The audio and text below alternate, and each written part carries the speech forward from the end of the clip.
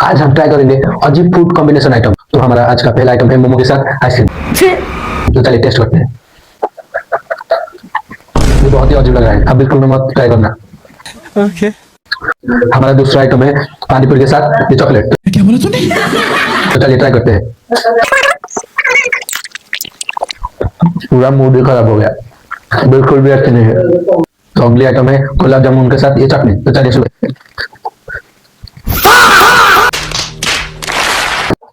इस अजीब food combination के आइटम में आप किसको ट्राई करना चाहोगे कमेंट में जरूर लिखना।